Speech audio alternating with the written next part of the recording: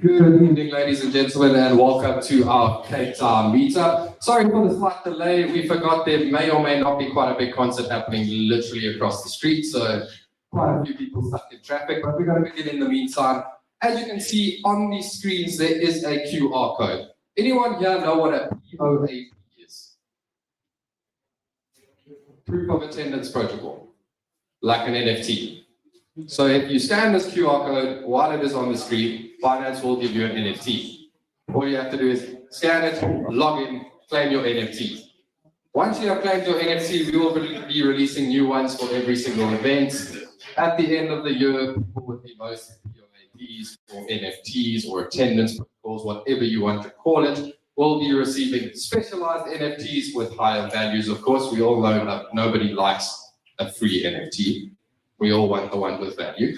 So at the end of the year, Binance will be giving away, I'm not going to say how many, a couple of valuable NFTs. So the more events you go to, the more of these POAPs you can get. The more rare they get, the more you attend. So when you get to 10, you'll get a higher value. You get to 20, you get a higher value. You get 30, you get a higher value. Also, please don't take pictures and send it to your friends. We know how many people are here. I just saw that happening in the corner. But yeah. Welcome to the event. Sorry for the delay. We are going to start off quickly with one speech, then the food's already ready, so we're then going to break again. Not like we all just broke for 45 minutes.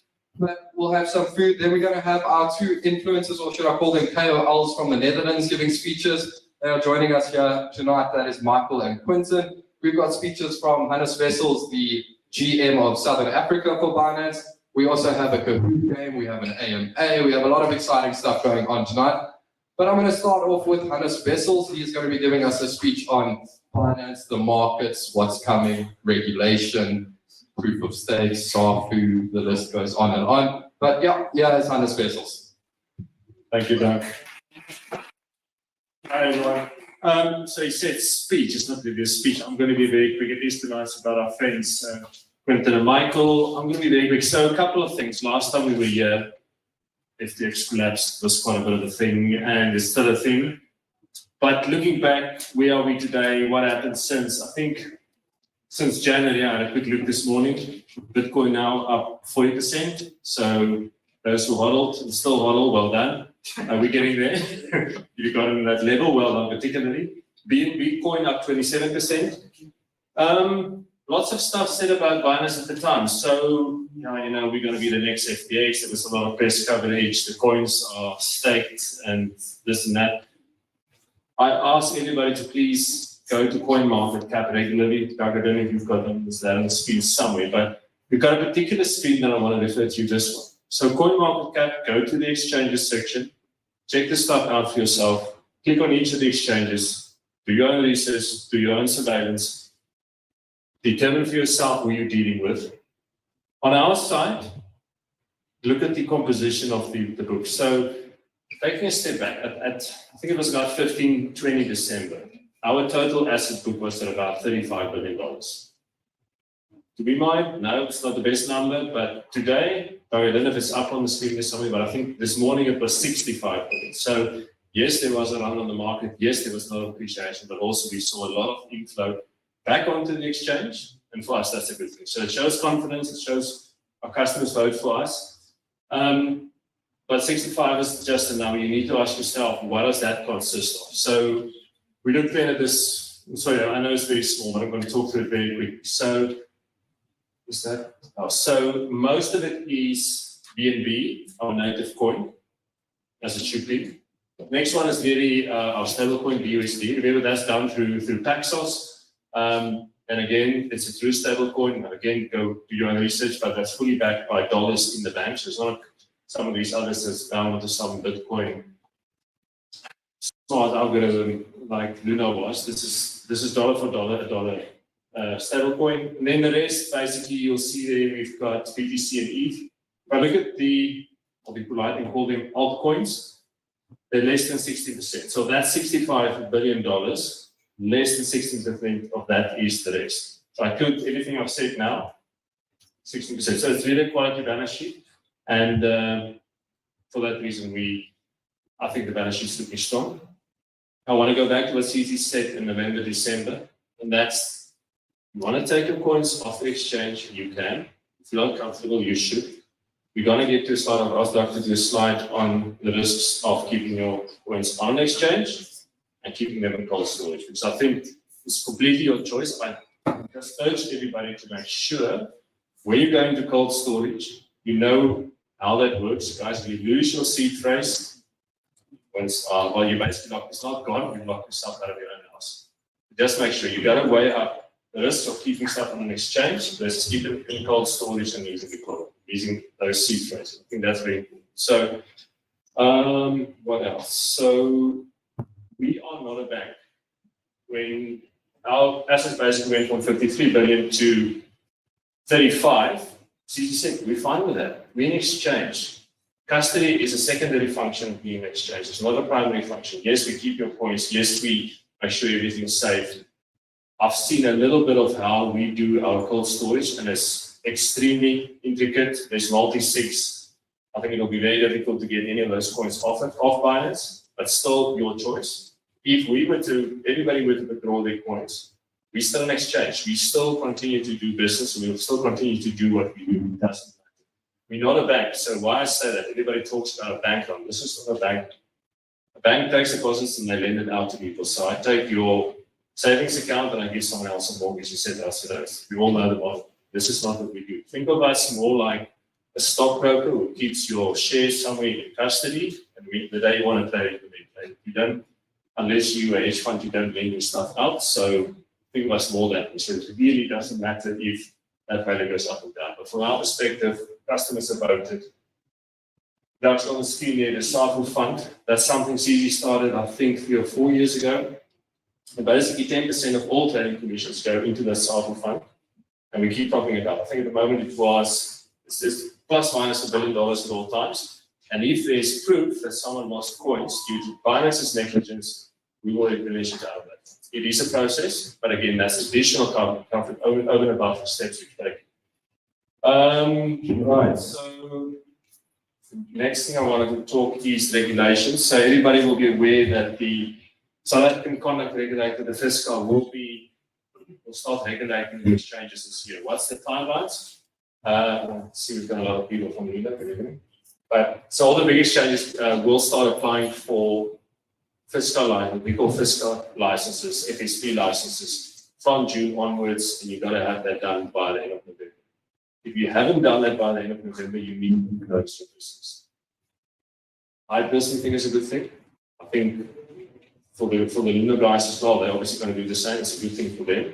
You're going to have a couple of strong exchanges left. And I'm sorry to say that there's a lot of other exchanges out there that already indicated they're not going to go through the process. And I think this stuff is designed to protect the consumer. It's not designed to protect the exchange. So this is to protect the consumer. So please go with an exchange that goes with this license and applies to this license. Very important. Then lastly, on products, product update and product rollout. So last year we rolled out features options. I remember when we had our first session here, we said, it was late in the batch, put up answers, please bring back features. We did that. Please bring back options. We did that. What I want to ask tonight is there anybody here that made use of margining before that was shut down in 2021? There we go. Okay. Is that hand up or? No, this is Okay. So fine. Would you like to see that back? Of course. FDX is dead. I'm going to try it. That's the best answer you could keep that matter. Let's go back to Bitfinex. Okay, so we are. Bitfinex or OKX. They all have issues. Okay. No, point taken. So we do have a process that we need to go through, but I do want to bring it back. It is of all the derivative projects I mentioned, or products I mentioned, it is the more risky one. Yours still also being wiped out once, where I thought 10% was safe, and market was much more than 10% whenever it announced. It is super risky, but we're all adults here, do your own research, educate yourself, but I do think it's a good product, and I think under the right circumstances for the right crowd, it's good. So we will, consider bringing it back with our partners at 5 West. Secondly, we will run the necessary education campaigns and quizzes and everything to make sure that you understand what you do on time. The fact that you've used it before means you are going to do that again. We'll go through the process. So we can also keep your eyes on that. I think I'm going to pause there for now, Doug. Thank you. Just check any questions on Binance specifically. I think these gents will run their stuff. Any specific questions? Just okay. Thank you.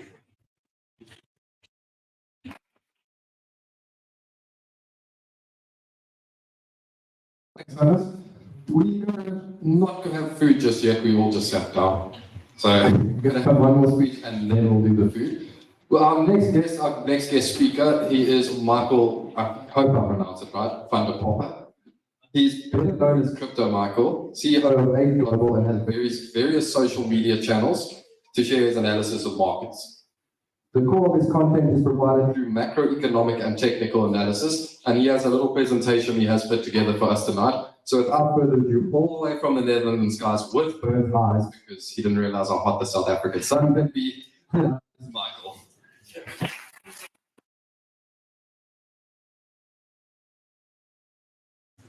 Here we go. Yeah, it's quite hot over here. In the Netherlands, it's not.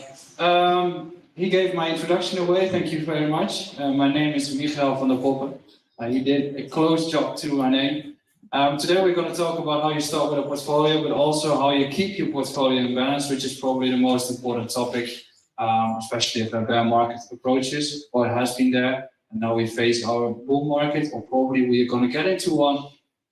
And the essential part is not how you make money, but how you keep it is probably more important. So we're going to dive into that for a little bit. First, a little bit of introduction from my side. Well, he said it. My name is Crypto Michael. You might know me from Twitter.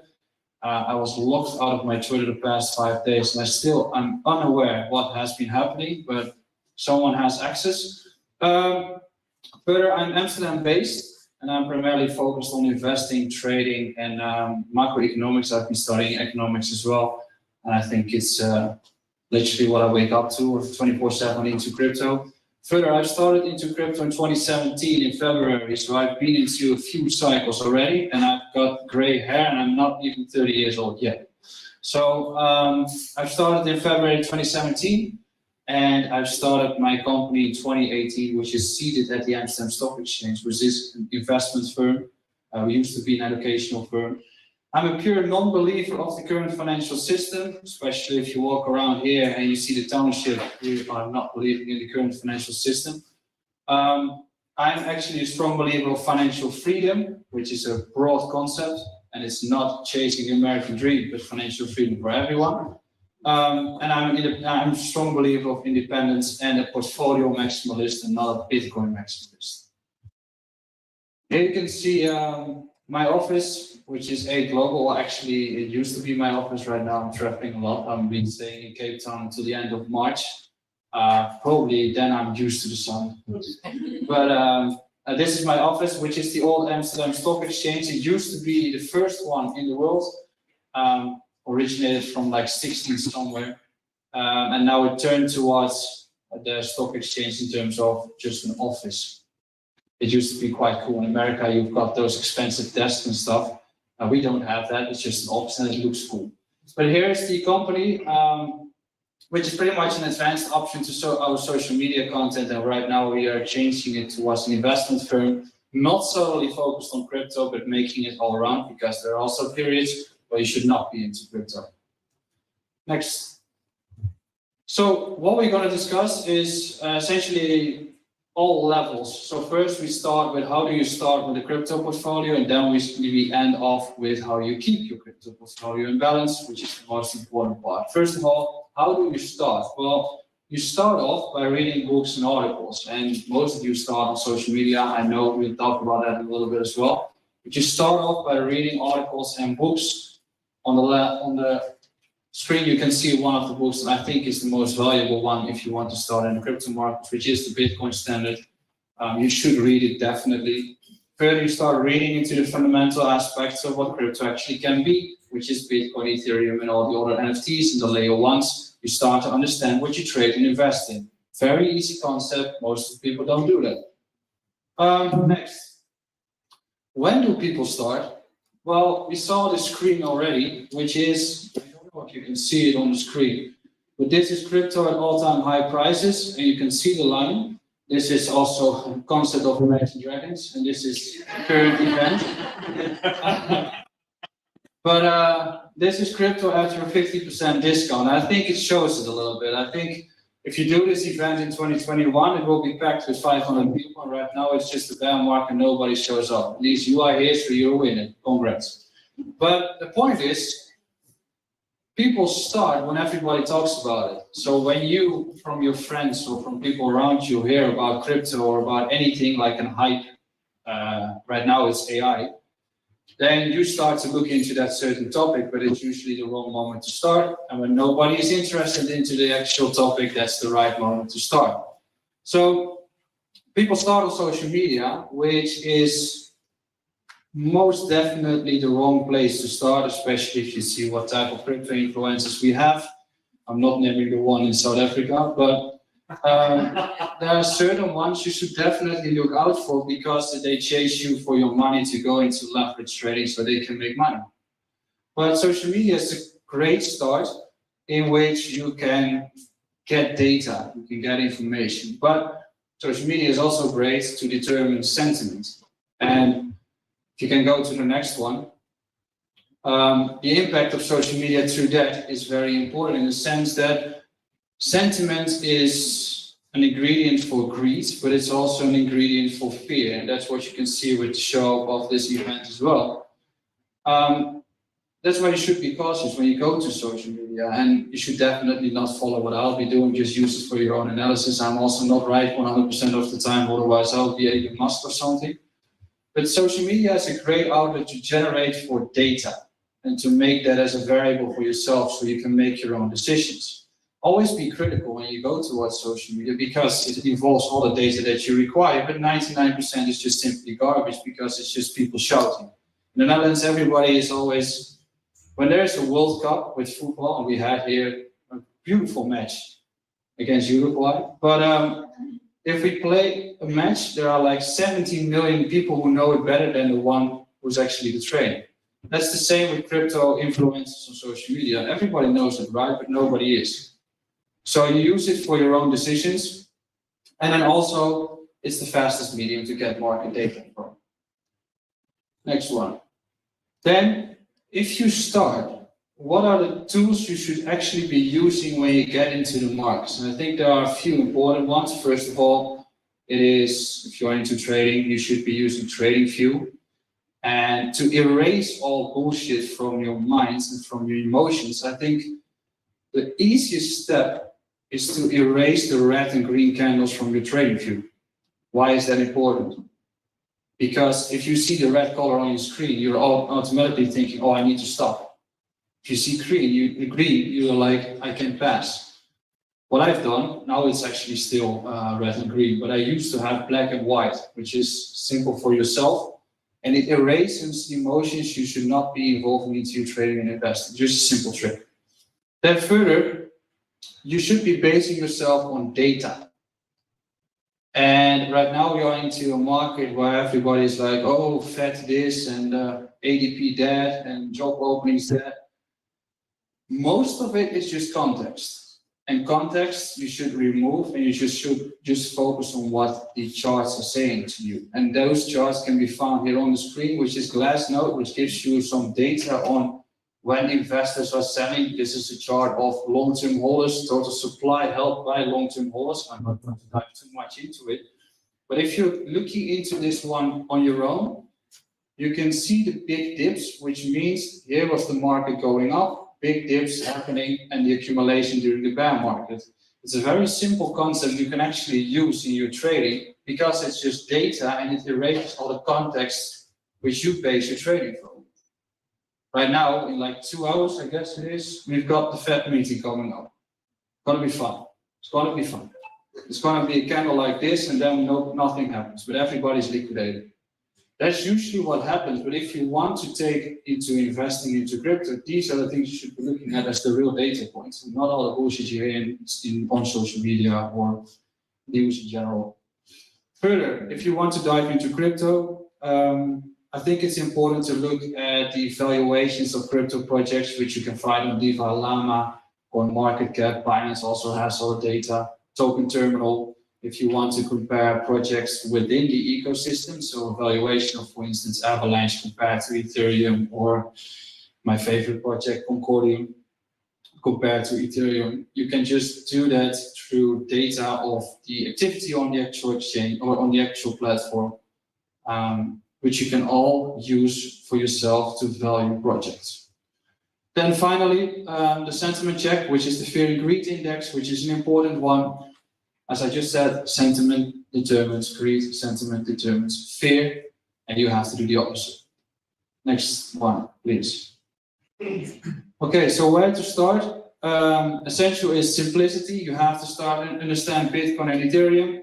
You have to understand what investing means. You have to understand the monetary system, which is also a concept which is complex enough, but I think for the people here, it's not that hard.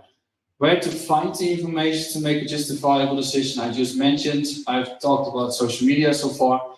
Assessing the information, how to use that, and which tools are crucial. We go into the next topic right now, which is how to start a crypto portfolio, and then we dive into price analysis. Few concepts are important. For instance, the sentiment and the hype thesis. Then second, we've got price analysis and valuation, and the final one is the portfolio, which is the variance and risk. That's going to be a little bit more heavier, but we'll get there. So, sentiment and hype. We discussed the fear and greed sentiment indicator, which is a beautiful one you should be using when it comes to investing. This chart shows you a number between 0 and 100. If it is 0, Bitcoin is technically dead. If it is 100, everybody wants to buy crypto or Bitcoin. What we see here is these bottom points. This is 2019. Well, we all know that it was a bear market. This is during the COVID-19 crash. This is May 2022. And here we have the number of 100, in which that was the bull market in 2021. And you can see the other one, which is 2018. The lower the number gets, the more interested you should be. The higher the number gets, the more cautious you should be. That's just how it goes. But then, yeah, if you look at the data from my social media and what we just discussed with that picture of the line of people waiting for Bitcoin to buy, here you can see my data and my social media growth. You could also say that my content has been going downhill. That's why people are not following me anymore. But these are the followers we get, or I get, on every month's basis. So here, we've got this spike of interest into crypto and the amount of people jumping in. Right now, I'm losing followers. Actually, I'm not, but I'm just slowly grinding. So what you can see is that during a period of actual hype, social media grows, news outlets will speak about it. Next one. Price analysis and valuation. This is more of my chapter. I've just brought up a chart here in which you can see that it's quite simple. I mean, if something goes vertical like the Burj Khalifa, it's time to step out. And if something is bottoming out like we can see in 2018, 2019, it's time to step in. But it's also key that if you have been experiencing the past bear market, you have been through a cycle when people were not into crypto anymore. And then you saw the new people coming into the markets during 2021, and now everyone is out again. There will be another cycle. The point is, however, where are we going to start from? And that's a question you should ask yourself, which doesn't really matter. In the sense that if you are buying on a level like here, for instance, and I'm not going to give financial advice because that's not allowed during this event, but if you start DCA in these levels, you should ask yourself, how much of a downside risk do I have? And how much of an upside reward will I get for this investment? If you go to this price analysis or into this chart, if everybody wants to jump into the asset during this period, the upside reward is going to be relatively limited, while the downside risk is going to be extremely high. The same you can ask for yourself, hey man, the same you can say for the real estate markets right now. We are into a recession, which means that the upside reward for buying a house, when everybody does, is getting limited. But the downside risk of buying something right now and losing your job is extremely high because you lose everything. So in every market, this price analysis and the concept of risk and reward will be there. And every decision you make with your financial basis, or if you go towards a supermarket or towards a restaurant, that's all a financial decision. So this is just simple. You don't need to have all those funny indicators. I've got one up there, but that's just my standard screen. You don't need it, you just need logic. Next chart. Well, here's the saying. The more confident the people are around you, the less confident you should be. That's euphoria. And the point of maximum financial opportunity happens when nobody believes in the asset anymore, which is probably the current period. Yep. Then finally, price analysis is also done through valuing the actual asset. And I think it's a pretty difficult one to do with crypto because you can't really value what crypto actually should be valued at right now. So what do? You actually value it towards another asset. And in this case, you can value Bitcoin towards gold. And the gold market cap right now is approximately 12 trillion. Bitcoin is 600-700 billion, I guess. You can compare Ethereum towards Bitcoin, and that's why you compare other assets like Avalanche, Matic, or other layer ones, Binance Chain, for instance. You can compare those to Ethereum. And through that, you can start valuing an actual market. The entire crypto market is currently at 1 trillion. People are saying it's large. No. The dot-com bubble was 10 to 15 trillion, which is 23 years ago. Currently, it would be 40 trillion due to inflation. The gold market cap is 12 trillion. So if you use that and you compare the asset towards another asset, you can start valuing the actual investment thesis you built for yourself. And I've got a chart here on the right as well, which is the total value of above ground gold against the world GDP. The only thing I want to say about this is that the valuation or the value of gold peaked here in 1918. And now the question is, what happens in 1918? Bretton Woods, erasing the gold standard. That happened during the high over there. Also, the acceleration of the price took place during this period.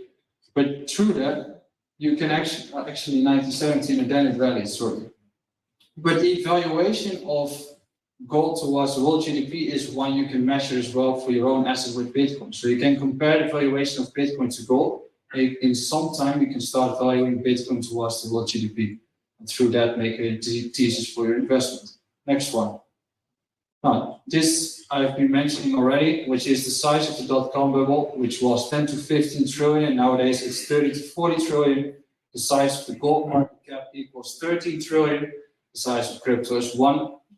And here you can see the fundamental growth of crypto against internet. And then you can see that currently we are in that stage of 1997, 1998, and it's only going to accelerate over the coming years.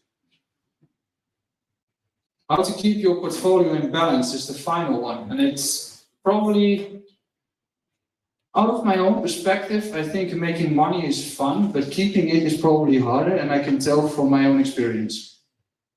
So I think that I was talking to an investment, not an investment bank, but a wealth manager a few weeks ago, and he said, people often forget about the risk they have with their own portfolio because they're only focused about their own return.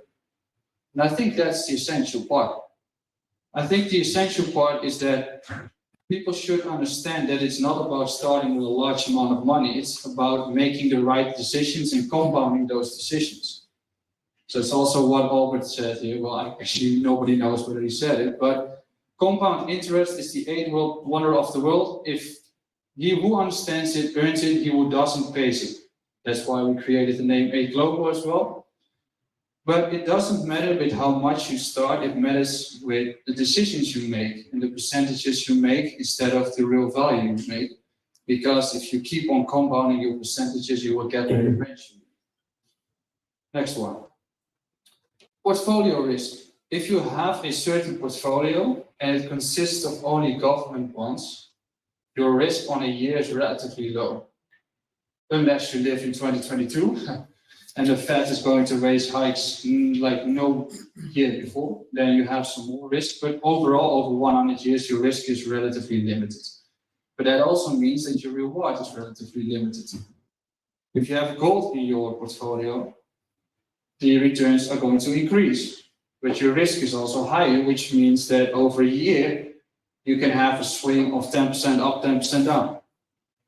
If you have Bitcoin in your portfolio, you can go up by 500% during a year, and you can go down by 60% in the year after. And then I don't have to explain the final part, but altcoins even swing more. Next one. Now, let's assume you have a portfolio of 1K in Bitcoin, 10K in Bitcoin actually, bought at 10K a piece. So you have bought 1 Bitcoin. This means that during 2021, you rallied towards 69K, and then you dropped towards 15.6 in 2022. That's a large swing. And it doesn't really matter how much you have. If you have $100 and that's a lot for yourself, you can calculate it. The point is, the feeling is the same. It's just a large swing in your portfolio. Great giant swings matter in a few years, and within crypto, you have it even more than with other assets. And the point in this is portfolio variance, which talks about the risk you have, as I just mentioned. It's not about the returns you make, it's about the risk you have with that return. You can have 500% in 1 year, but if your risk is swinging like no tomorrow, so you're only into altcoins, you will lose it the next year. So what is portfolio variance? Well, we're gonna solve that mathematical formula today. No, we will not, but that's actually essentially what it is. Portfolio variance, you don't need to understand the concept of the formula, but you need to understand the concept for yourself in a simple way of navigating you through the markets. Which means portfolio variance is a measure of overall the degree of dispersion of the returns of a portfolio. It is complex, but it is more important than you think, as I just mentioned. Why? Well, making money is cool, but keeping it is even more cool. Making it simple. If you hold onto your Bitcoin at all costs, or if your altcoins, you will have massive swings in your portfolio. Secondly, you don't have the option to grow your portfolio when you get an opportunity. So having a lower risk in your portfolio means that you have more cash, USD or BUSD, and through that you can grant yourself an option during markets like right now. Then finally, diversification is key. Crypto is probably going to stay, but it will not go up all the time against another currency, which means that having the other currency makes sense at some point because everybody's jumping in on crypto already. Next one. If you have a portfolio with altcoins solely, and here's the tip, I guess. If you have a portfolio with only altcoins based on fundamental thoughts, if the markets go up from here, swap it to Bitcoin, just slowly. Trading is not about black and white, but it's often about gray, which means that if you go from 100 bucks to 2K with your altcoins, just sell 40%, you're fine. Sell 20%, you're fine. Make that risk lower instead of just focusing on a number going up in your portfolio. Just focus on the risk you have with your portfolio. Swap it to Bitcoin. If Bitcoin runs further, swap it to gold and USDT, and then you're done. Altcoins aren't intended to be held for years unless it's Binance. They are risky assets and should be used that way. And ultimately, it's about building that all-around portfolio instead of having crypto alone. Yep. So finally, key metrics on your portfolio. Making a return is great, but understand how much risk you have in your portfolio is even more important than the return you make on the portfolio. Altcoins to Bitcoin, Bitcoin to gold, to dollar, and vice versa if the markets return, because that gives you the ability to swap. Build an all-around portfolio. Trading isn't black and white, as I said, it's often gray. And then you shouldn't care about the markets, you should care about your portfolio, because your portfolio should be resistant to any market circumstance. The market is not the one moving your portfolio, you should be the one moving your portfolio. And trading is a wonderful game, but take it slow, enjoy life, keep on building. Thank you very much.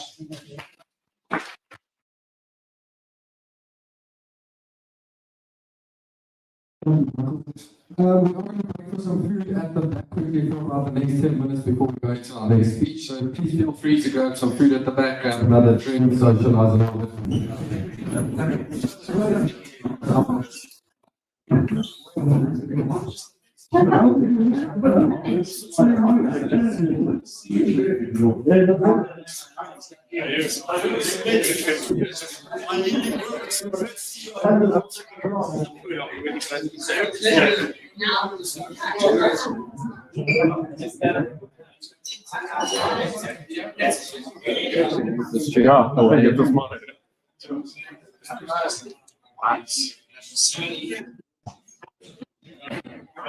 You gotta look at our side. You gotta look at this.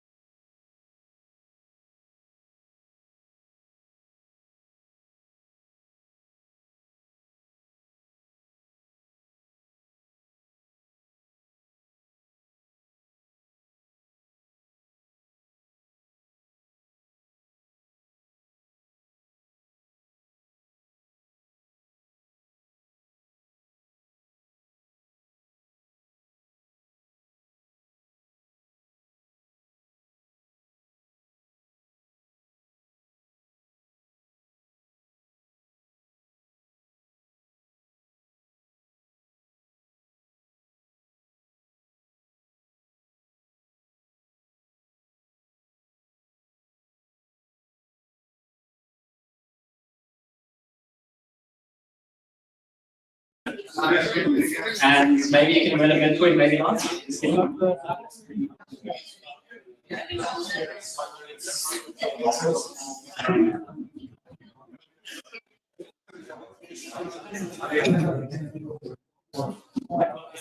Really got those same multi-tunes.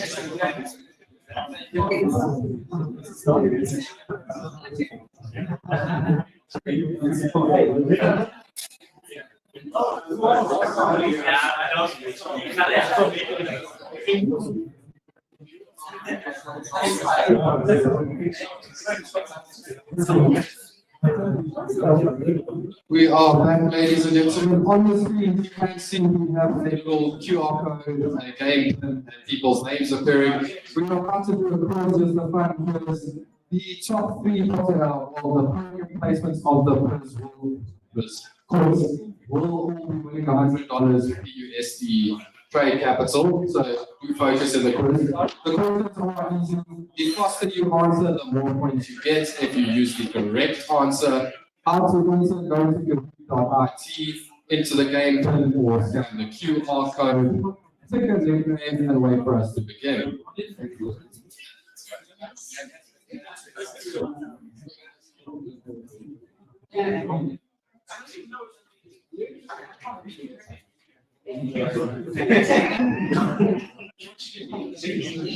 So just a quick explanation of how we answer. So for people that did maths like me, there are colors.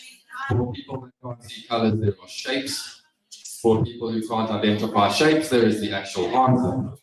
So you either pick the correct shape or the actual answer. It's plain, simple, quick and easy. If you get the answer wrong, no points. If you answer quicker than everyone else, you will get more points than everyone else. We are going to start in about 30 seconds. We're just waiting for the rest of the people to join us.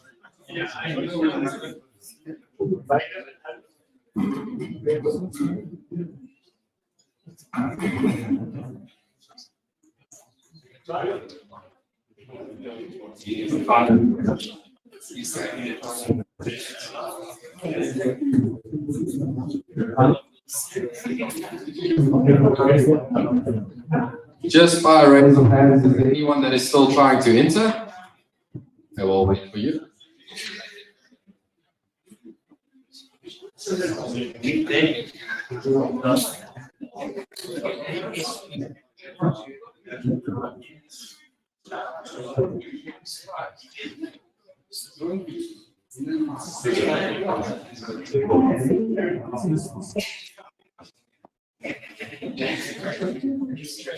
Quinten has entered twice somehow.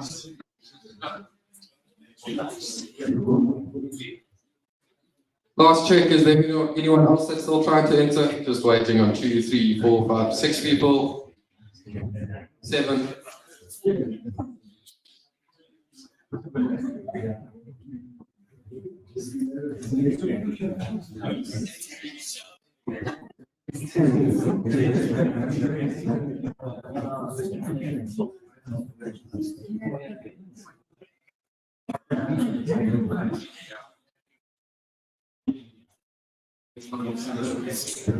Last check, anyone else still trying to enter? How are there more hands up?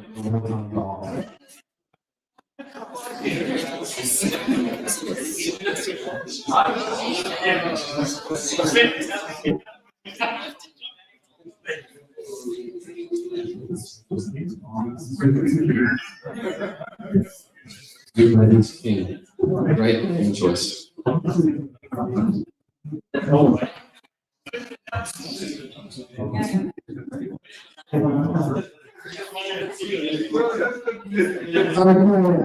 All are going to begin to the start button.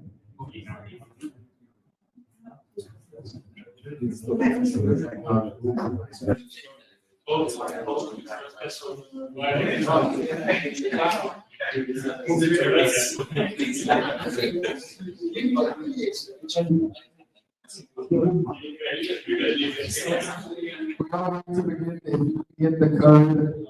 We may send it a few more times throughout the course, but or we visit the start button, Again, the faster you answer, the more points you will get.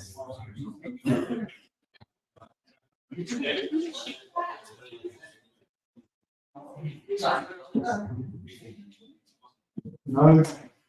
The first question, what is the total supply of Bitcoin? Is it 21 million, 21,000, 21 billion, or 219 billion? And just to clarify, the prizes are first, second, and third place exceed $100 trade capital. The correct answer is 21 million. That is the total supply of seed. We'll probably see a little bit less because of people have lost those seed prices that have so much. After our first question, we have Pat and the DJ followed by MH. And the Zuma is King and Albertus. Moving on to question 2. How old is Binance? Is it 2 years old, 3 years old, 5 years old, 4 years old?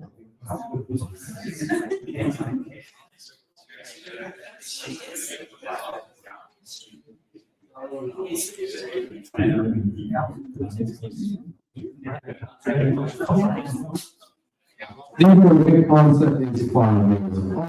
We haven't asked 6 Junior is King dropping 1 position, so Hale coming into 4th and Lucas moving into 3rd. Next question, what other Binance volunteers called? Are they Martians, angels, DJs, or villagers?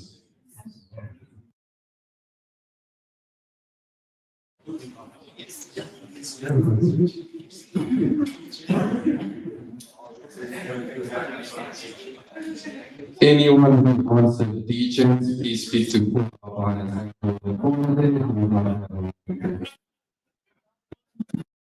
Answer is angels. We have been discussing every time we move on to the next question. True or false, you can deposit rands to Binance.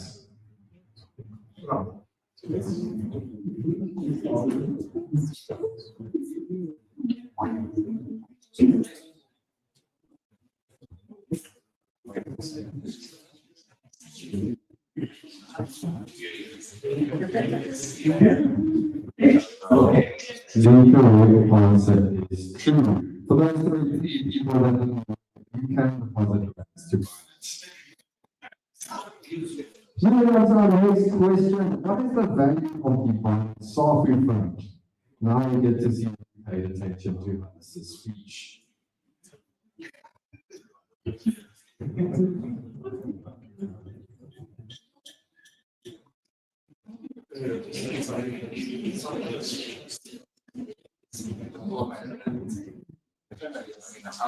The correct answer is 1 million, and there's a lot of people that evidently were listening to Hannes.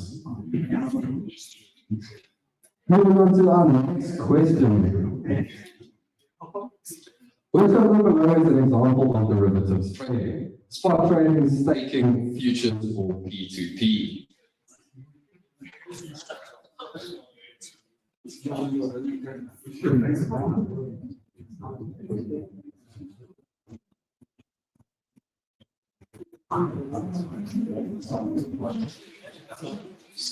The correct answer is futures. Taking a champion out, leaderboard, DJ 249, MH in 2nd, Quinten in 3rd, Zuma is king in 4th, and Geo in 5th. Moving on to question 7 of 16, what does DYOR stand for? Don't you or resist, do your own research, do your own links, or none of the above. The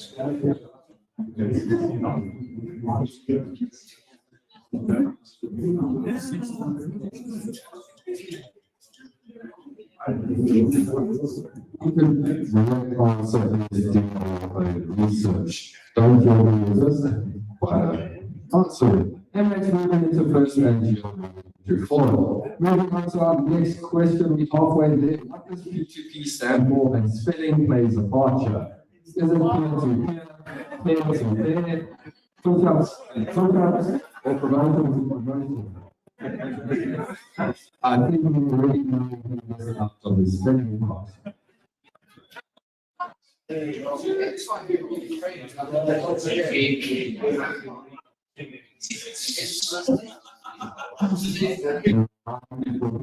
very busy. Where can we find Binance South Africa on social media? Twitter, Instagram, Facebook, or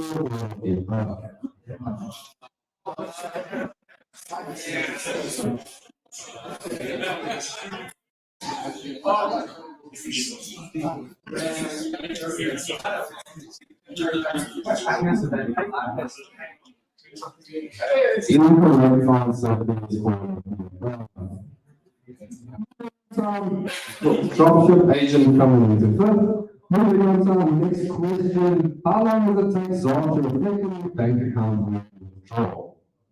Is this 2 to 3 working days? Is it instant? Is it 2 to 3 hours, or does it take 1 day?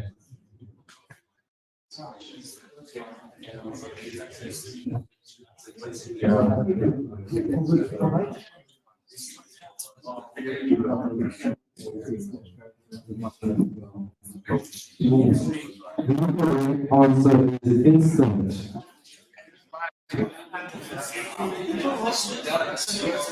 Your last question was labeled, why is it illegal to mean something? Is it cheaper to mean or thing or language?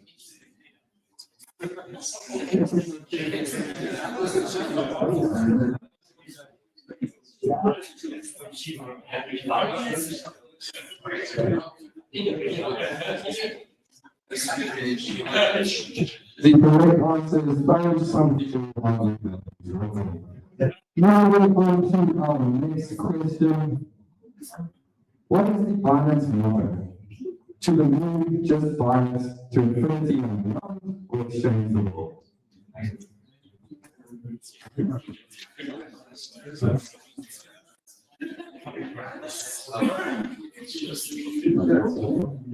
It is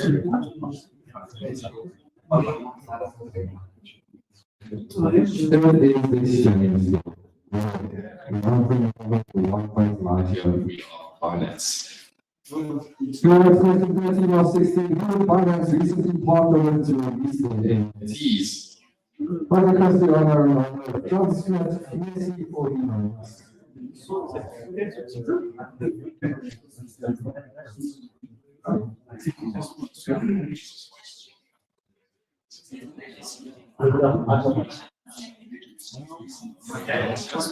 correct answer is Christian. Content really up in the mind for the design agreement. Which one of the team was Binance sponsor? Is it Mercedes, the Red Bull, or team?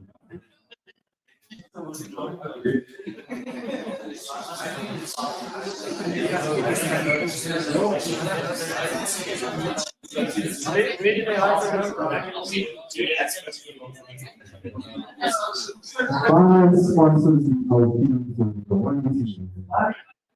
All these other players we can check. We have Binance before 9 in the second, Q in third, Sahel in fourth, and Tax in fifth. Moving on to the 16, who is the CEO of Binance? Is it Donald Trump, Elon Musk, CZ, or Satoshi Nakamoto? The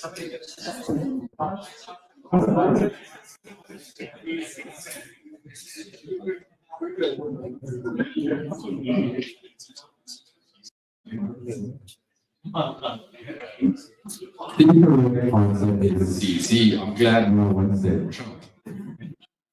if it was Trump, I'll make resign. Moving on to our final question. Who is the creator of Bitcoin? Chengpeng Zhao, Donald Trump, Elon Musk, or Satoshi Nakamoto?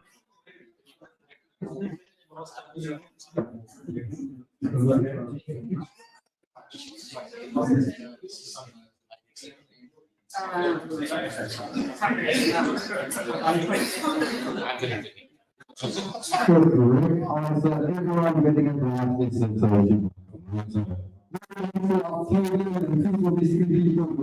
Offers in third place we have Q 15 out of 16. In second place we have Quinten And in fourth place, our winner for this evening, we have DJ Eric. Congratulations to our program, and please will you come see us once we have done with the speeches, for the details. We now move on to our next guest speaker, and I'm not going to steal his introduction. I was going to feature the content ones that are following on social media. He is very invested in crypto, he's a crypto enthusiast. But without further ado, all the way from the Netherlands for a second. Belgium, he's also going to speak to us about crypto, United States.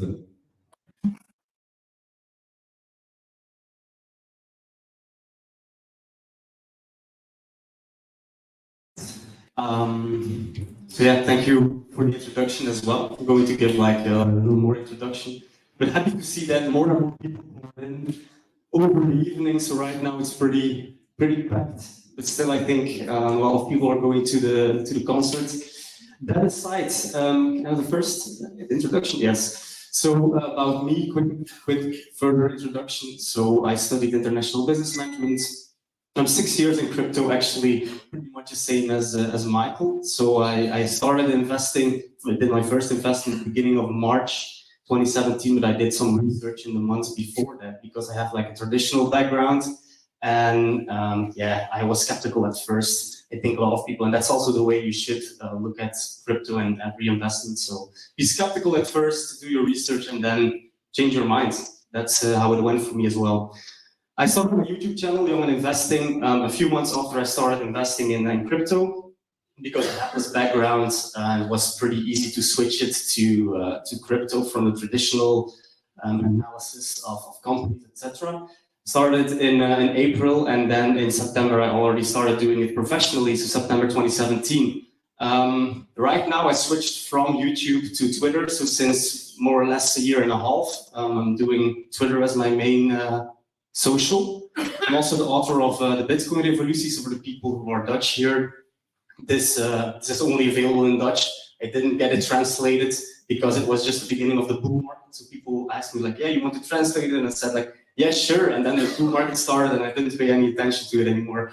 But it's the best-selling Dutch book on crypto, so I'm pretty proud of that. I'm also co-founder of a Web3 startup, which is Whereat.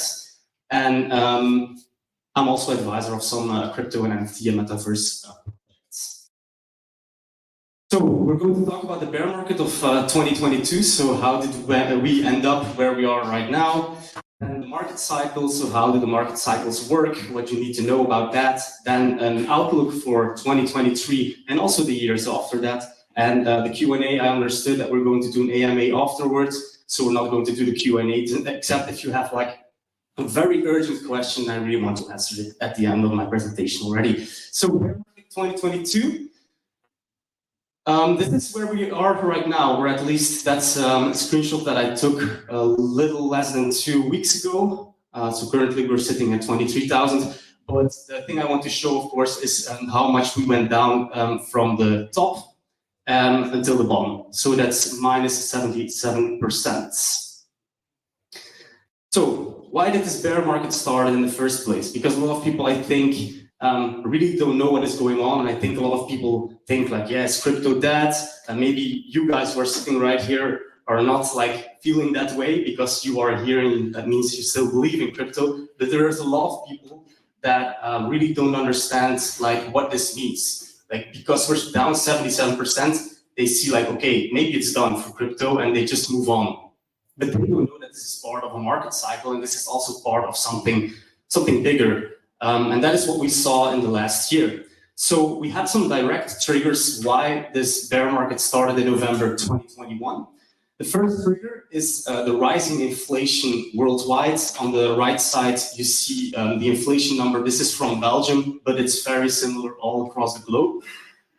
So we saw that it was already running up. This is very important because later on, we're going to show what also happens and that governments right now really like to say like, hey, this is because of the rising energy prices. That's what they say, but actually the inflation was already running up way before this these tensions between Ukraine and Russia started, and then the energy prices run up.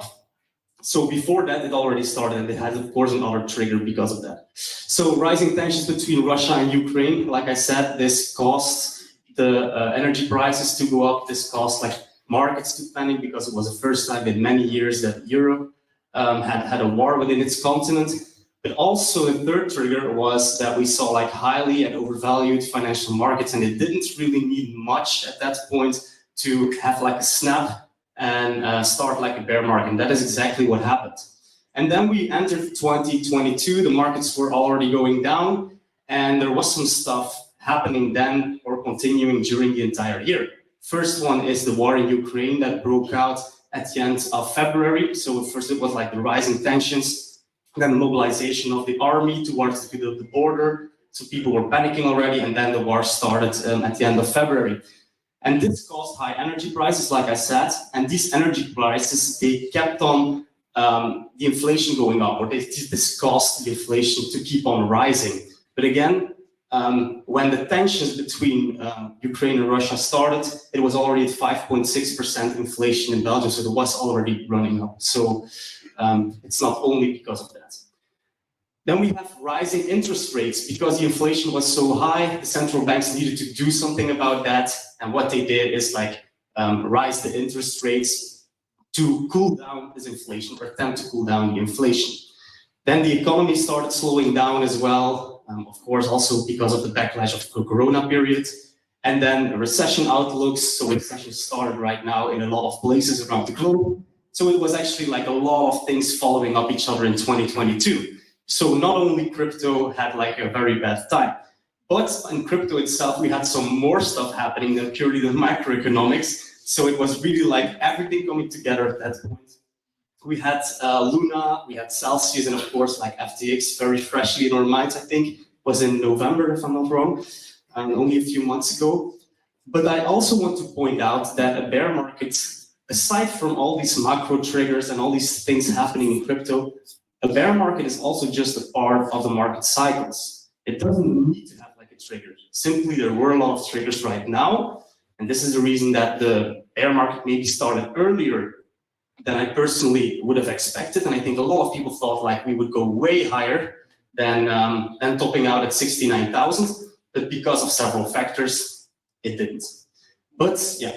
Okay, so the inflation rate all across the globe, just to name a few that are like very high right now. So Venezuela, 156%, Argentina, 88%, Zimbabwe, 2,269%. We see in Europe a lot of places as well with over 20%, so Lithuania, Latvia, Estonia, Ukraine, Hungary, etc. So we Turkey as well, Iran, like all across the globe, we see very high inflation rates.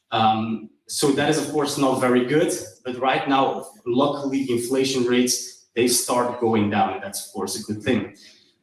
The ECB balance sheet. So earlier I said like that central banks and governments right now all point towards like the high energy prices, and they say it's all because of that we have high inflation. That's not true. We saw it started earlier already, the inflation running up, and this could be very well the reason why. So central banks, they tried to save the economy, and of course that was necessary, otherwise we would have gotten like a worse situation. But if you make so much money and pump that into the markets, of course there's going to be inflation aside from high energy prices. So we see that. I took the example of the European Central Bank. Their balance sheet in the beginning of Corona, so beginning of 2020, was around $4.8 trillion. And right now it's sitting at $8.8 trillion. So that's plus 80% in just a few years. That is never seen before, but on the other hand, you can understand, again, otherwise we would have been in a way worse situation worldwide, so they needed to do something anyway. But this inevitably will cause inflation. I also wanted to point out this, I think this is pretty funny, because literally in the description of their Twitter account, it says, the main task of the European Central Bank is to maintain the euro's purchasing power. But we all know that with the current system, that maintaining a purchasing power is not very easy. And we see that right here as well. So what you can buy with €1 or like your €1 right now had the purchasing power the equal of 1.4 euros 20 years ago or 22 years ago even. So it already lost 30% of its value. Can you please go back one? Yeah. So aside from that, so that is comparing the euro right now with the euro of 22 years ago.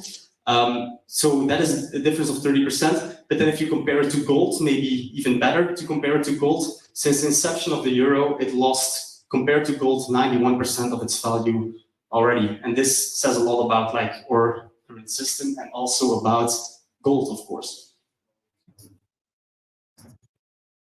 But like I said, it was not only in crypto that we have seen a bear market.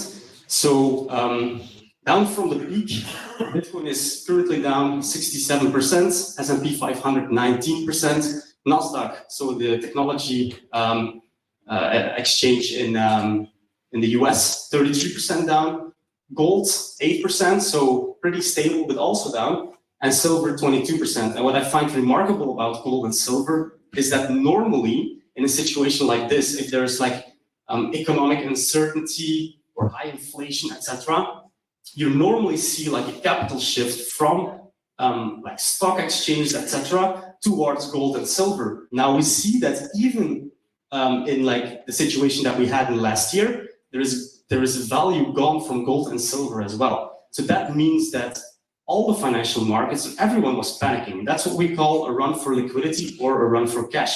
That means that there's simply like people who take out all their money and put it on the sidelines. That's what we saw.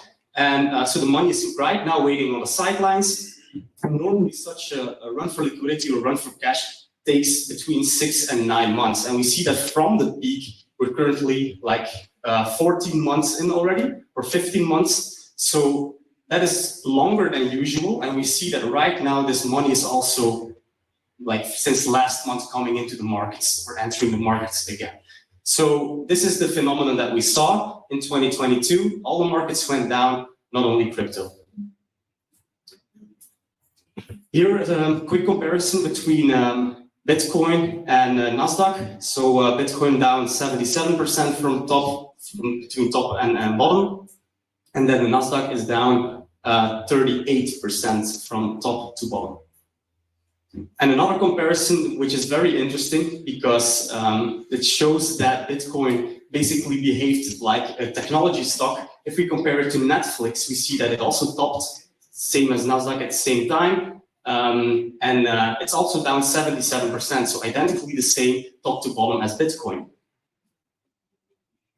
Next one, please. And then the third one I want to show you is Tesla. The Tesla bounced a lot actually in the past 2 weeks. I currently think it's sitting around 175 or 180 already. So it had a really good bounce in the last 2 weeks, but it's also down 76% top to bottom. So basically we can conclude that Bitcoin did not worse than some of the other very big technology stocks.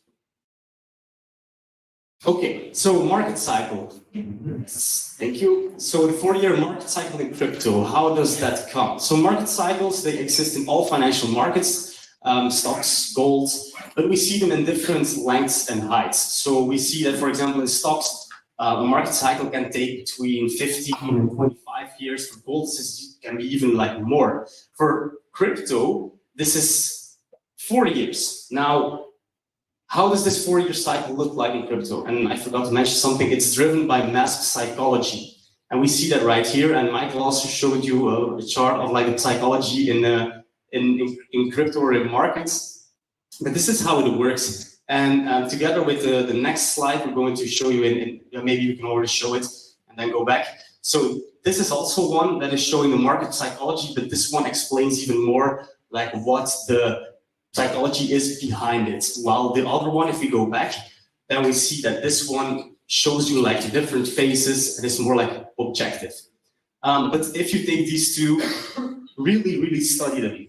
If you study these two, then I think you have already an advantage over 95% of the rest of the market. And this is, in my opinion, the most important thing to study, especially to know like where to enter and where to exit, or where to start scaling out and where to start scaling in.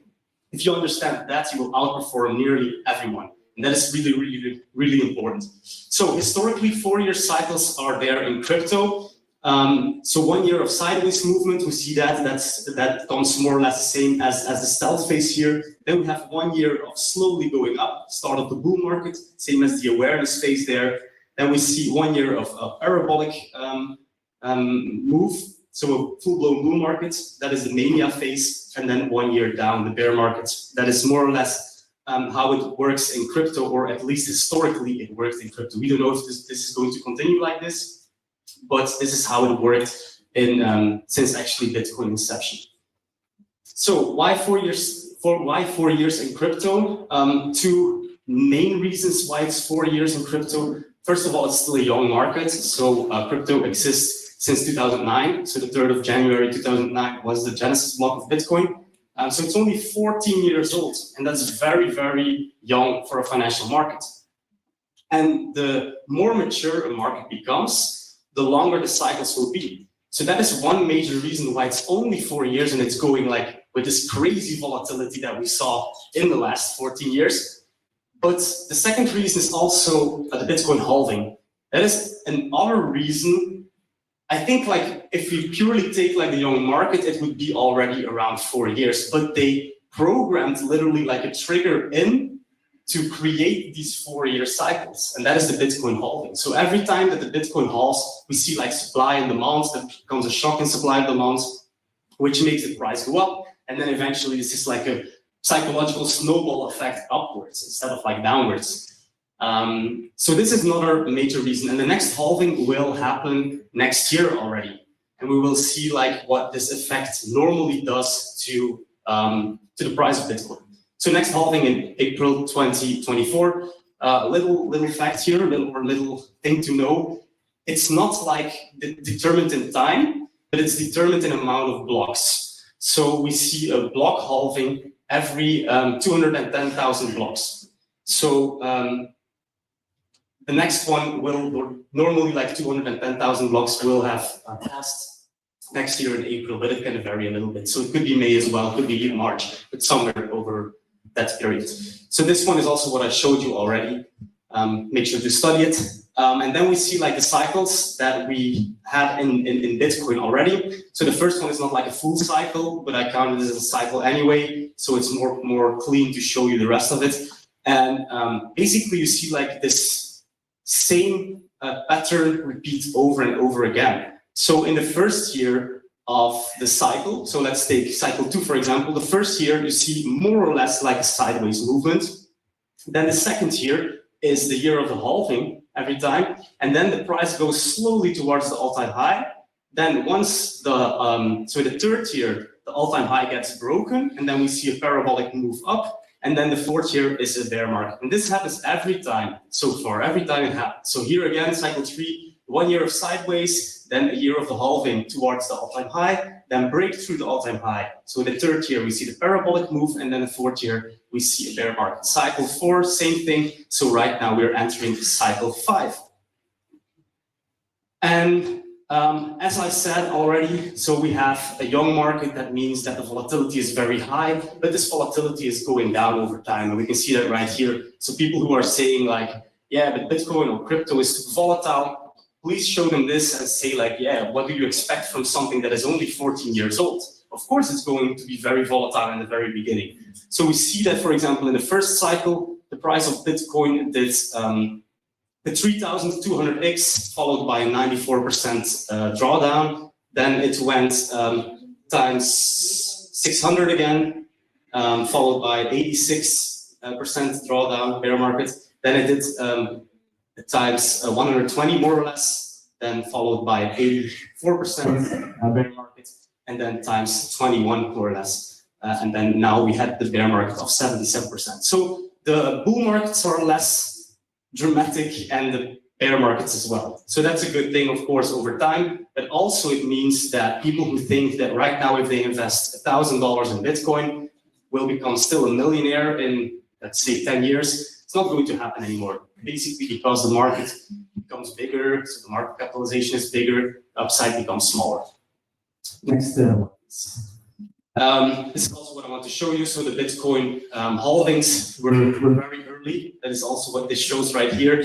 Currently, we're sitting on a block reward of 6.25 Bitcoin per block, and the next one will happen in 2024, and we will go towards 3.125.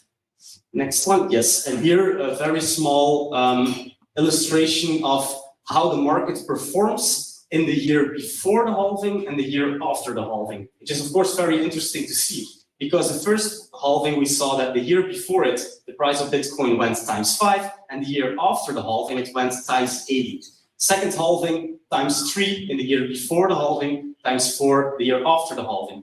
Then halving 3 ×2 only the year before the halving, and then ×6 year after the halving. And then I already show you the halving 4, which happens next year. So normally around April, May, we are starting the year before the halving. And normally this is already a trigger for traders and for money to start pouring in and anticipate on that halving to happen. And I just did like a small estimation here, like where we might go to before and the year before and the year after the halving. So not financial advice, of course. Next one, please. So 2023 outlook and the year after that.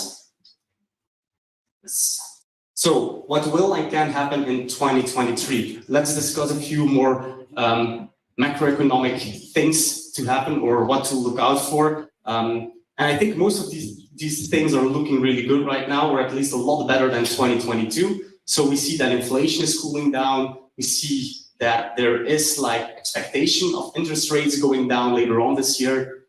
Normally, it should happen around the second half of 2023. We will see if that happens. But I think if things stay like they are, that will happen. Energy prices are going down already as well. You can see that on the right. So the gas price already went down with 70% in the past few months. Then the Russia-Ukraine war will probably and unfortunately continue, but the war is priced in stocks and actually how the world functions. So the world is going to move on from that, let's say, and that is of course very unfortunate, but this is the way that markets react to that, and they're not emotional towards it, of course, not like humans. So a lot of money is still on the sidelines, and that money is waiting to come into the market or enter the markets again. So that is of course like all things that the market will react positively to.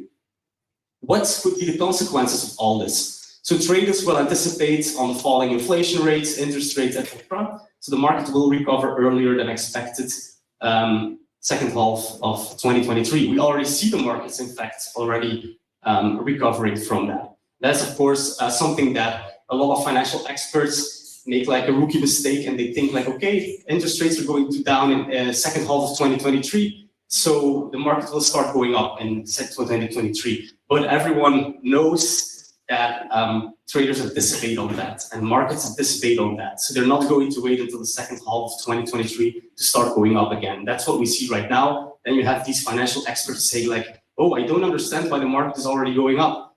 Yeah, I sometimes doubt if they really are financial experts anyway, but that aside, so we can see like a relief rally in the markets. So, this is the fifth cycle. I just did like an estimation here, guys. Please don't shoot me. Please, it's also not financial advice, but this is what would make sense to happen in the next few years. So if we simply copy paste what happened in the past and also take into account how the economy will look like and how the volatility will go down, etc. My personal estimations is that we will see like another cycle, another bull market that will bring us towards a certain number. But I think it's not unthinkable to go from bottom to top with a 15x next bull market. That would make total sense, and that would make like the charts look very natural. That would bring us to 250K. So that's my personal prediction. But once again, third time, not financial advice. This is just what I personally think. And actually, it was pretty funny because I predicted the exact top of last cycle in my book, but I didn't play it myself because I thought like, yeah, Bitcoin is going to 100K. But in my book, I literally wrote down like, because of certain estimations that I did, that it would top out between 65,000 to 75,000, and it topped out at 69. So I could have played it a lot better, but unfortunately I didn't. I was took by emotion as well. And I think if we look back at that time, it would make sense if the market simply would go higher, would have gone higher. But this is what I think will happen. So a small estimation here, what could happen again if history repeats, then we would see something like this in the next market. So I just took like 3 levels which I find important, or I think where the Bitcoin price most of the year will move in between. Next one. So maybe something like this will happen. This is maybe too much of a clean chart, so Bitcoin will probably do like way higher spikes and lows, etc. But I think basically what I want to tell you with this is that I personally believe that Bitcoin price will probably not like go towards an all-time high this year. I don't see that happening. It will maybe even not go above like 40K, but I think that we will move between these levels most of the year. And if we extend that, next one, yeah. So then I also pointed out like the next Bitcoin halving, then we could see something like this happen after the halving. Like once we break through the all-time high, then of course it can go very, very fast. So yeah, this is what I personally think would make sense. But again, this is only based on what history or what happened in the history of Bitcoin in the past 14 years, if that would simply repeat itself. So yeah, this is what I want to show you guys. So yeah, the Q&A, if anyone has like a very urgent question, and otherwise you can ask it later on in the AMA with Michael and myself. Oh, okay, then it's for later. Thank you guys. Actually,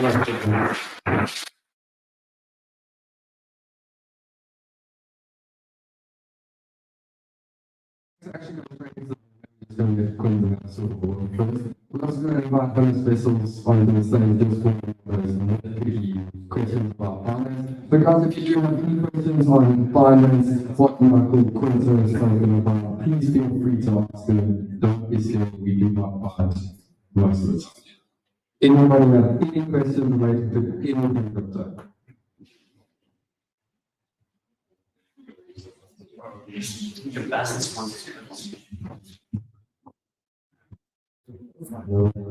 Hi everyone, thanks for your time, appreciate all of your efforts.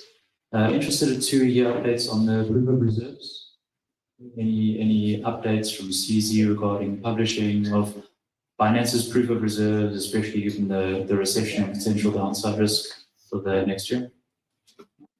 Yeah, a couple of things. So obviously Mazars withdrew their reserve statement. We are speaking to 2 firms at the moment to replace them. I'm not quite sure when the publication will come out, but I know one is a South African firm, another South African firm, and then we have the UK firm. So I can't say much more than that. I would ask you to again look at the market cap. I think that is very accurate. Obviously, there's. I think the key thing to look at there is the staking of third-party coins. So there's the difference between DeFi. If you stake your coins or lend your coins onto another party, that's obviously between yourself and the party. But Binance itself doesn't do that. And I think that's the key thing, the key difference between ourselves and FTX. But yeah, watch this space. We will announce someone, I think, probably in the next month. Personally, I've got no reason to be particularly concerned about that. I think we're through the worst. And knowing that there's no third party like Almeida Research on our side, I think that makes it all. So yeah, just keep watching this. I personally don't have a date, so I can't give you one, otherwise I would have. Okay, awesome, thanks. And then potentially Tether, a lot of FUD around Tether. Are they backed? Aren't they backed? How does Binance sort of stand? The official line is USD. We know who does that. It is so just in terms of USD, that's the Binance affiliated stablecoin, and we do that through a third party called Paxos, and that is 100% backed by dollar. And that is actually those reserve statements are published. So again, we encourage you to go look for that.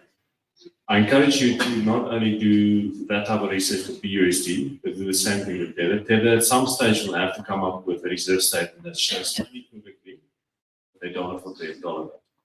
And the same goes for Celsius. Celsius will have to do the same as well. We have made an announcement on Celsius that we prefer opinion on it, but we've got our views that the moment Celsius comes onto the Binance platform, we switch it out for BUSD.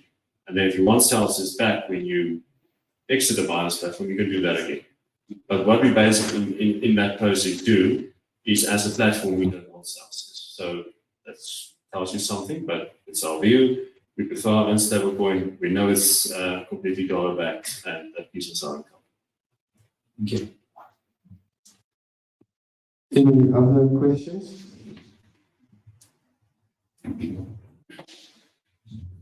Guys, so I have two questions, one for you and one for you. So suddenly, before we hit the button, previously certain things happened, like with COVID, natural disasters. What else could possibly happen before that? So if I understand right, you're asking like what could happen to disturb like the cycle or something. Yeah. I think that we saw like a line of events in the past few years that is very hard to add like another black swan event to that. But I think if there's definitely like a very negative sentiment anyway right now, and it's very likely that this will go up. I don't see like very potential black swan events. Of course, like the main one that I personally see is that the war between Ukraine and Russia escalates even more, involving the NATO, for example. I think that would be the biggest black swan event that we could see. But I think like overall the predictions and the outlook on the macroeconomic factors are pretty decent right now. It's not good, but the market is also not counting on good stuff right now. So they're also happy with average or even like negative things. So the market doesn't react so much anymore on negative things. So if it's not like a major new economic factor, macroeconomic factor coming in, then I think that will also have no impact on, for example, the crypto side, but also the financial side, the other financial markets, like be covered further. I think Michael wants to add something to that. I think that if you look at the crypto ecosystem itself, I think you can't find a year that has been worse than 2022. As in, like, literally everything collapsed aside from Binance, I guess. So if you are asking about what should happen for a new low, I think Binance has to collapse, but that won't happen. Even we've had DCG and Gemini, who technically were bankrupt, or at least one of the platforms was. The reaction is that we're up 50%. So I think worst is in terms of the crypto ecosystem, and then you discuss about the war, but war is usually not bad for markets. Yeah. Markets are actually going up through the war. Aside from shock effects like 9/11, they do the spike like COVID does because it's a black swan and then it goes up again. What we should be taking into account is the amount of debt we have in the world right now and the current interest rates. So if you want to get out of the 4-year cycles, we shouldn't be staying at these interest rates for too long, because then the banks and you and I can't pay the debt anymore. And then you get what we had in 2008, but then 10 times bigger than what we had back then. And that could give a liquidity crash to the markets to make a new low. And that's probably either going to play out this year or within a few years from now. So that's something to take into mind. And that's probably the only thing that I'll be focusing on. Further, I don't see much. I mean, if like for instance, if Russia walks into Poland, yeah, of course we will have a risk. But then the markets are going up again. War is usually not bad for markets. Yeah, thank you. Okay. Is Binance coming out with a derivative DEX soon, or? So if you say derivative? So where you don't need to KYC, you can connect the wallet, like, yeah. Like, So at this stage, I mean, you get a main Binance profile, and we ask you for an additional proof of address. But we don't have any other requirements. I just want to make sure I understand you. so that does answer the question, because I was just confused about that.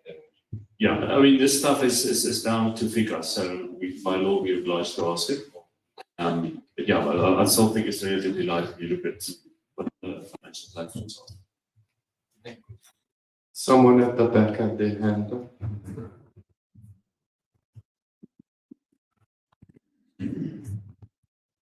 Hi everyone. So just a quick question to Quinten and Michael. So top 5 projects and also a one-liner as to why.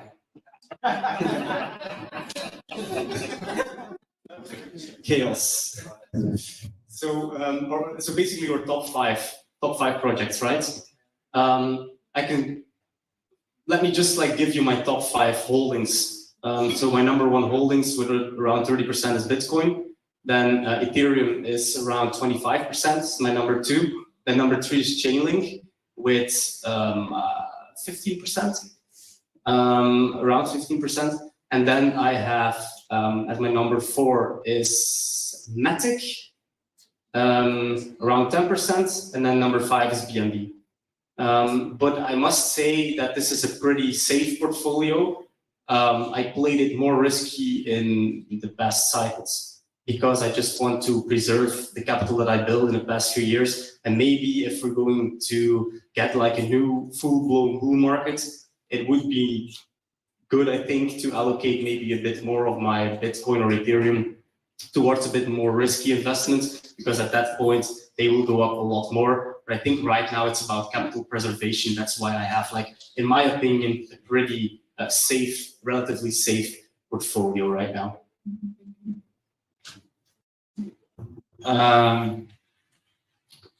I think you shouldn't be focusing on like the top projects you should be having in your portfolio. I think what I said in my speech as well, it's about risk. So essentially what he's been saying with Bitcoin, ETH, etc., that should be in your portfolio, and the larger of the allocation should be to the largest asset because of the risk implied.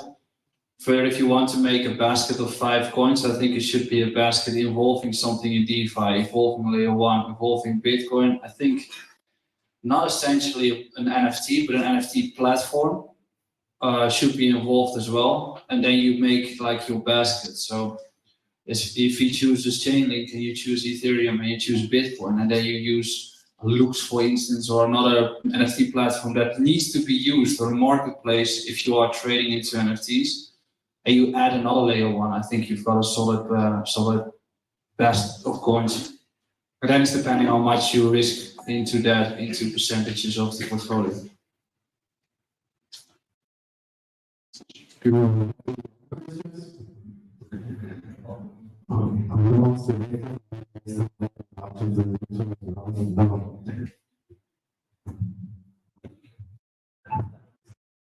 So I just wanted to ask, just a broad question for all of you.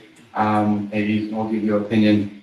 Where do you see social media in the crypto industry going further, and is it maturing?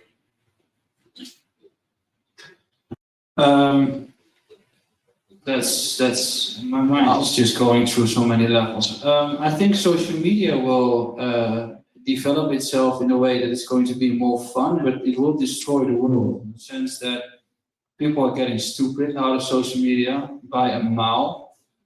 But there's lots of good stuff on social media, which means that it develops in such a way that probably Quinten and I will just be a brand, which is going to be a brand for me as a person. So it will grow even more. But I mean, yeah, if you go to TikTok or so, the amount of garbage you get on that platform is just... So it will develop and it will go crazier, and you will be wearing glasses and then you see all the data from the other person. So social media will be more important over the years than it has been in the past 10 years. And 10 years ago, you didn't even have social media. So yeah. And what other platforms do you see going further in the crypto industry with social media? Essentially, I think that the platforms that will go further with crypto don't exist yet. I think no, it's literally, if you look at the current tech companies with Facebook, it's gone. Maybe it comes back in 10 years when Metaverse is alive again. Then you've got Twitter, which is just the most toxic space you have. Essentially, there are so many hurdles over there too. So I think that a decentralized social media platform will probably be the future. But it's not there yet because people are not using it yet. Exactly. And what about DSoFi? Sorry? About DSoFi, have you heard of it? I've not heard of it. Maybe the other ones have. Oh, okay. Then I can't pass it.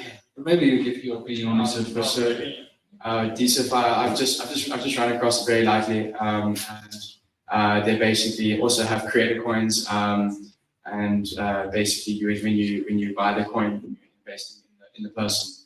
So, and that's just what I've seen so far. I don't know much on it, so I don't want to say it too much, but yeah. Okay, personally, don't have a view on that. What I wanted to say is when you mentioned social media, I thought we were going to say Twitter, Doge, and I don't know, but it makes sense at some stage you're going to start tying crypto to the platforms themselves. Michael mentioned Facebook. I don't, that is dead, I agree, but I do think there's a marketplace and crypto acting as the remittance and the value transfer. What I do think needs to change, I think this needs to be centralized. These platforms are very centralized. I think even with Elon and all his ambitions, very centralized. I think for me that becomes a free application of crypto is the decentralization not only of value, intellectual property. For that reason, I think NFTs and music's got a big future. I'm not sure how that plays out vis-a-vis Spotify, etc. But I think these things will be centralized, and I think that will create a much more democratic environment. And crypto is ideal for much more democratic environment. So I think it's very exciting, but it's going to take time. I want to add something to that. So I think, personally, I believe that centralized platforms will stay and will stay the most important ones, especially in crypto, because you need these onboarding platforms for new people. So new people are not going to a decentralized Twitter where you can send payments in Bitcoin, Lightning, etc. Because right now that exists from Jack Dorsey. He built this protocol layer, and you can build an application on top of that protocol layer. So right now you have more and more people, especially the Bitcoin maximalists, joining that platform. But of course, it's the top experts and the real OGs that are there right now. What we will see is, of course, the influx of new people in crypto. They will probably start still at YouTube. If they are going to another level, they will go to Twitter because you can see more opinions there, more content there in a shorter period of time from different people. So I think these two will stay the most important. But I think, of course, there will be another alternative as well. But I don't believe that this alternative will get traction anytime soon. Because right now, decentralized parties are just too strong, and we don't see anything that comes close right now. And also there is this problem with decentralized platforms. What are you going to censor? Someone needs to decide what to censor still. And is this going to be so much different from centralized parties? I don't know. Maybe there's going to be a bit more freedom of speech, but still some things needs to be censored there anyway. Terrorists, for example, who will get a platform, or a very ridiculous or very bad thing like child pornography. We're going to, of course, censor that, but you need to still have people in charge to do that, or the community, or some mechanism to do that. So there are still a lot of difficulties to overcome for decentralized platforms like that. First of all, traction. Second of all, it also needs to get to get clean. And I really think it won't be so much different than the way that current platforms such as Twitter and YouTube are right now kept clean. Even though I think it could be a little bit more freedom of speech, but this is going to be worded, I don't know. So I'm a bit skeptical towards it. Totally, yeah, that's 100% what I was looking for. Do we have any more questions?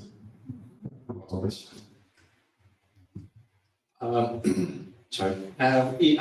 Quinten, I know your username is .eth, and Michael, you're a big fan of Ethereum as well. What's your opinion about Ethereum changing from proof of work to proof of stake?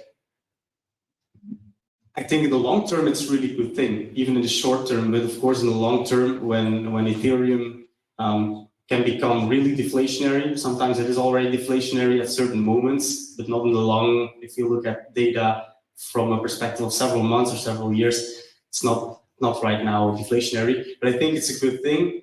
It's also a more fair system because people can earn on their Ethereum holdings. Of course, right now the entry barrier is 32 ETH, but there are already solutions to pool together with other people and get your stake.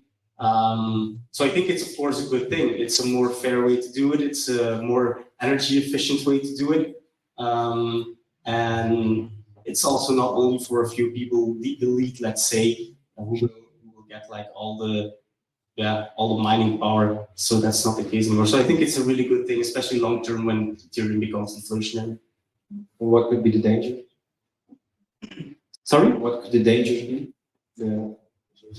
Well, the most important thing, or most important problem I see with proof of stake is, of course, like the centralization of wealth. So people who are wealthy in ETH will become more wealthy, while like miners are not per se the most wealthy people.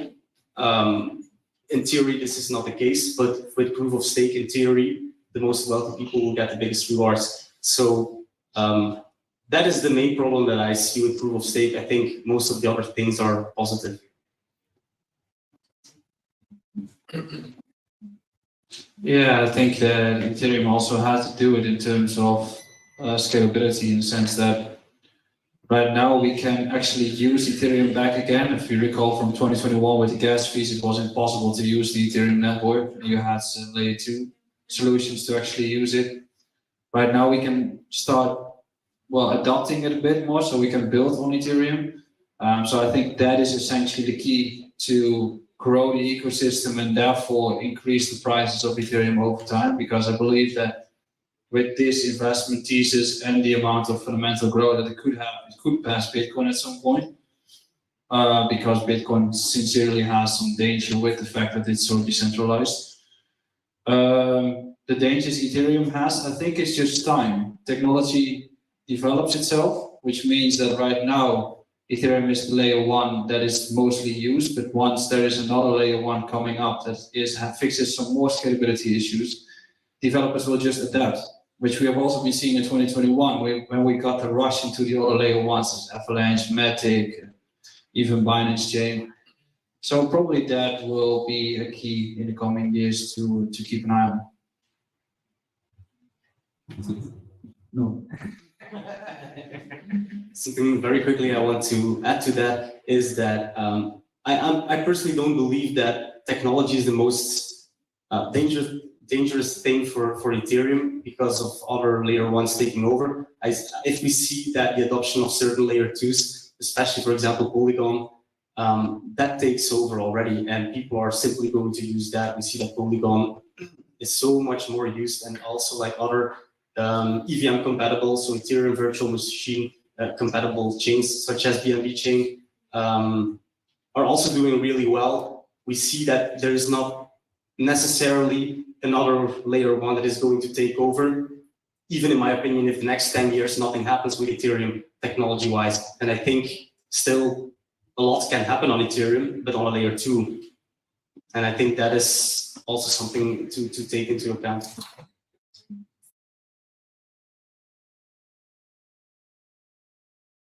Last question. I just want to ask something. We've been listening as you guys were presenting on the cryptocurrencies and asset and how to calculate and everything. But we've noticed lately that it is becoming like a method of payment in the industry where you can buy things. I would like just in brief, how do you see that and how that can actually affect or have a change in the way we deal with the cryptocurrency as a whole? First of all, I want to give like massive credits to the guys next to you who are doing God's work here in South Africa by making Bitcoin a real method of payment. So they are like boosting the adoption for people who really need it. And I think this is also something that I talked, for example, with the government in Belgium. They don't know of the problem of all unbanked people, for example, here in Africa. But in fact, like 1/4 of the total world population is unbanked. And I think maybe right now it's not very clear how Bitcoin can change that. But if we see the solutions, for example, with the Lightning Network, that is a major improvement, and that can really like boost mass adoption of Bitcoin as a payment method. But I think even apart from being a payment network, Bitcoin is also just like some sort of digital gold. It is programmed to be like the best money ever. It's programmed to be like way better than gold, even to be like a store of value. So I think the use cases apart from being a payment method is already, in my opinion, enough for Bitcoin to make it, let's say. But if even more adoption in terms of payments will come into place in the coming years, this is only like going to boost it even quicker worldwide and make it government value. I always remind people the initial white paper said Bitcoin a peer-to-peer payment system. That was the concept, that was the idea. I think it's through the years got sidetracked with exchange trading commodities, that it is designed to be a payment system, and so is crypto generally. As a firm Binance, we have our own payment product, and my request always to everybody is each one teach one. If all of us get someone else on the platform and they do the same, that's how we grow the network. At the moment, I think we're at 7.5% global adoption. On the curve itself, 7.5 going to 10. South Africa, remarkably, is slightly ahead of that. Our data shows we're at about 10%. But it means that 90% of people must still adopt this. I think the closer we get to that type of situation, the better it gets. I took my colleagues now during the break to the two gents behind the bar. They're half from Zimbabwe. I asked them to talk about how it works. It costs up to 10% to send money to your relatives in a country like Zimbabwe. With crypto, each of these guys will have their own cost structure. We've got our own cost structure, but it's not 10%. And I think, I'm sorry to say this, I think personally 10% is criminal. You can't take 10% of people's money just to send it across the board. And that's the role crypto has to play. I mean, I don't have that much to add aside from the fact that you questioned the perspective of the method of payment for Bitcoin. I think that one of the key principles is indeed transferring money abroad, but also if you look at Lebanon, they are devaluing their currency by 90%, which means that your purchasing power is just gone. I think that the growth of the method of payment is actually coming out of a certain desire that people need, or there is a certain need that people need to use another currency than their own. In this case of sending money to Zimbabwe, is a certain need because it allows people to send money to Zimbabwe for a cheap price, or at least a cheap cost. And then also in Lebanon, if their currency is just going through the roof, they will start adapting towards another one. And I think that the growth of the cryptocurrency ecosystem will start to accelerate quite fast if we get into a global crisis again.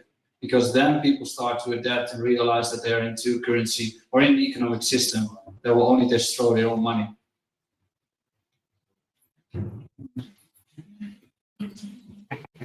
One thing I was also thinking about is if you look to the adoption of Bitcoin, we see that there are two types of places, two types of countries where Bitcoin gets adopted the most, which is Western countries, which is around 10% adoption rate indeed. Globally, it's 5% right now, so 400 million out of 8 billion. But the Western countries are around 10%. But then the second group of countries that have the highest crypto adoption, Bitcoin adoption, are indeed like countries with high inflation. Venezuela, Zimbabwe, Lebanon, Turkey, all these kind of countries, they have a percentage of over 20% of people who already adopted Bitcoin. So there is a need, and this need will become like bigger and bigger. If we saw, for example, the picture, the visualization that I showed in my presentation of the inflation rate right now worldwide, this is of course going to lead to even more Bitcoin adoption, especially in countries where it's not getting under control anymore, because not everywhere it's going to get under control, the inflation, right? So, and aside from that, of course, like I already mentioned, the countries with a lot of unbanked people, this is a huge opportunity for Bitcoin to grow as a payment system and as just a way to do banking. Yeah.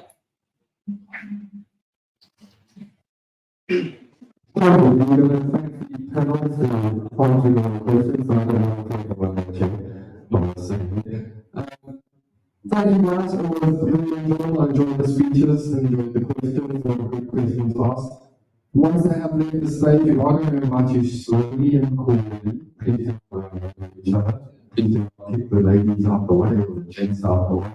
We do have some swag on the tables. We will have tables standing there. Damien and Paul. Paul is quite intimidating, make you angry. He goes quite red. So please just take one item, either a shirt or a hoodie. Please also make sure it's the right size because if you sit in Telegram tomorrow afternoon, if you can tell the right size, I'm going to say that. So, if you want to say, please quickly come up and have a monthly or swag and each other.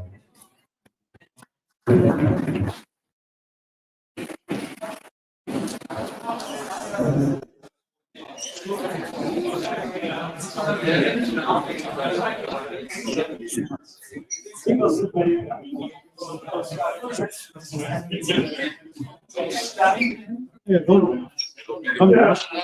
Yeah, come down.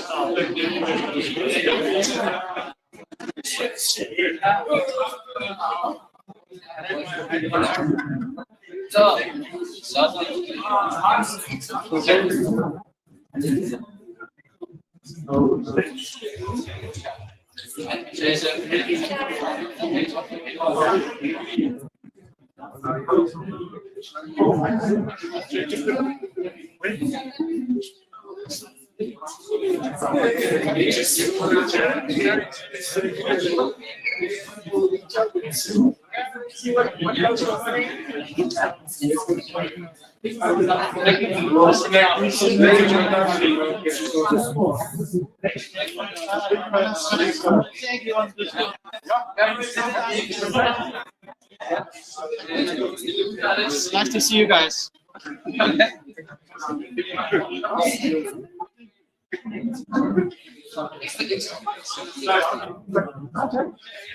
This is an Excel. What's that?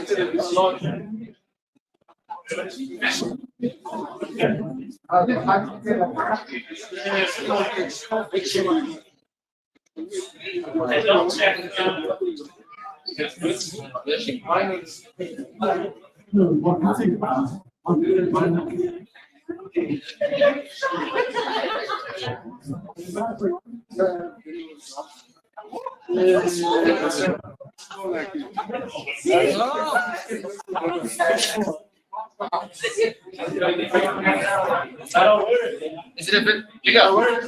No, you just I'd like to have it. If it doesn't, you know what? The previous event, I was in Europe.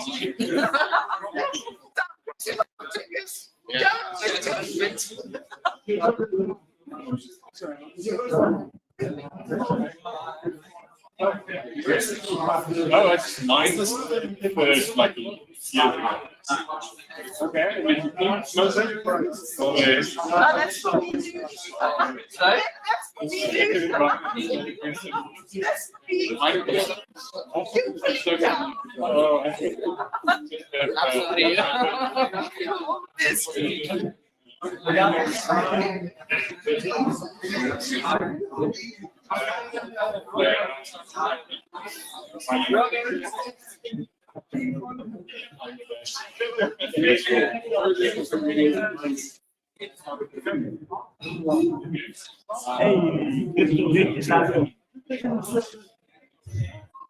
Hey.